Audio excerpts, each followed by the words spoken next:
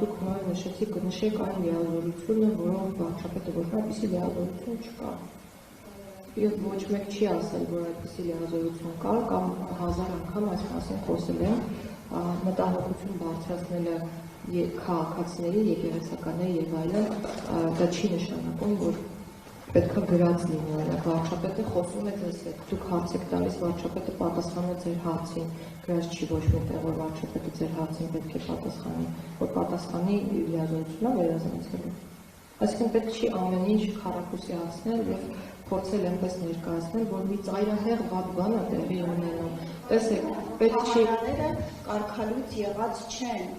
Այսինչ քահանան ասում է կարգալույց եղած չէ, հիմա դա տարբերություն կա քաղաքացին ասի, թե օրինակ նախարարը կամ վարչապետը։ Ինչու վարչապետը ձեր կարծիքով զրկված է քաղաքացու իրավունքներից։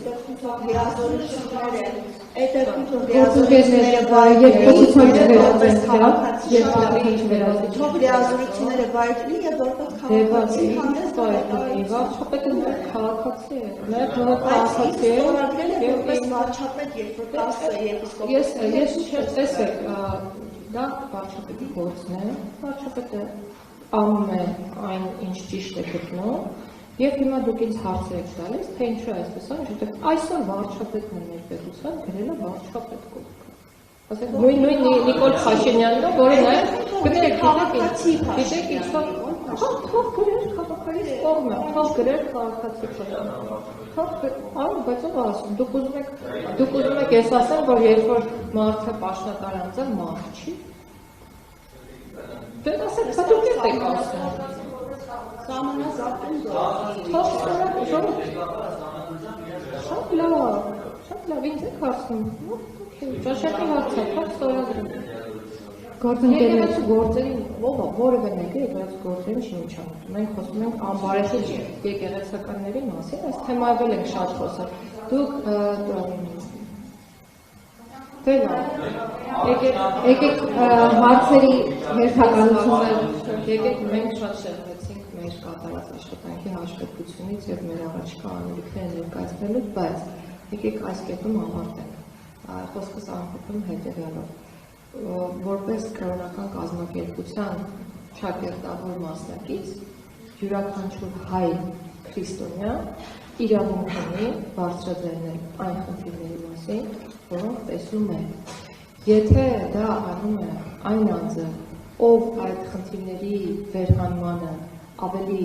մեծ հասանելիություն ունի եւ իր համար ավելի տեսանելի է, սա ոչ մի կետում չի նշանակում, որ այդ երևույթը վատն է։ Այսինքն, եթե թեկուզ երկրի պաշտոն է, մենք չենք երկխոսում։ Ես եմ խոսում, հիմա դուք լսում եք, հետո դուք հարց կտեք, ես ձեզ կլսեմ սիրով։ Դա չպետք է ներկայացնել այն լույսի ներքո, որ մենք գործ ունենք ծայրահեղ, ծայրաստիճան վատ երևույթի մասին։ Հիմա բարձրաձայնում ենք մեր մտահոգությունները, անհամաձայնություն ունենք որպես եկեղեցու հետևորդ այն ամենի հետ ինչ որ տեղի ունենում, եւ տեսնում ենք այդ միայն չեք բարձրաձայնում, չենք երկխոսում, մենք չենք երկխոսում, գործընկերներ մենք ժամանակ ֆորմատը այդպեսինը չէ,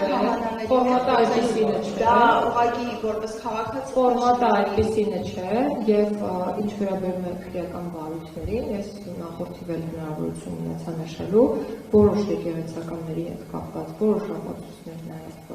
հասանելի են դարձվել հանրությանը եւ մեր սիրելի քաղաքացիները հնարավորություն եւ իրավունք ունեն անելու սեփական հետևությունները։ Ով է ասել, որ օրինակ եկեղեցականը պետք է իրավունք կամ հնարավորություն ունենա զինված օրինակ հեղաշրջում նախապատրաստել։ Ով է ասել։ Չգիտեմ, ենթադրել առաջ կա, բայց ենթադրել այո։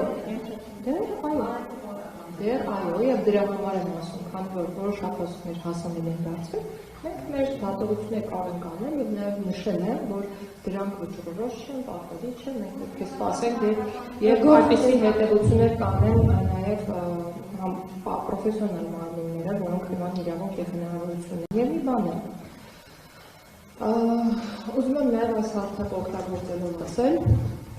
նախընտրական քարոզարշավի կազմակերպման հետ կապված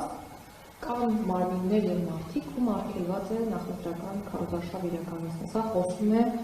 ապաքաղաքական լինելու օրենսդրական պահանջի մասին եւ խախտումը հանգեցնում է իհարկե պատասխանատվության։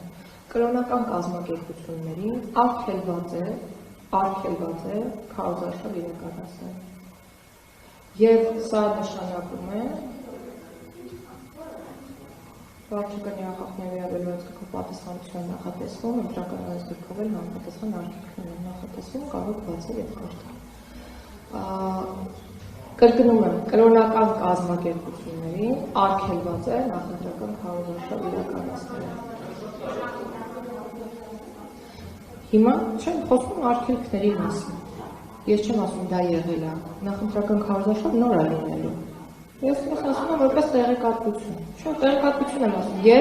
Եվ որպես հետագա դուք ինձ հարցեր եք վստահաբար ուղղելու այս մասով։ Դրանք կանխարգելելու միտումով եմ ասում, որովհետև նախկինում էլ են եղել հարցեր արդյոք եկեղեցականները կարող են զբաղվել քաղաքականության հարցով եւ այլն։ Այդ հարցերին հիմա ես չեմ անդրադառնա, ամփոփում եմ այս կետում։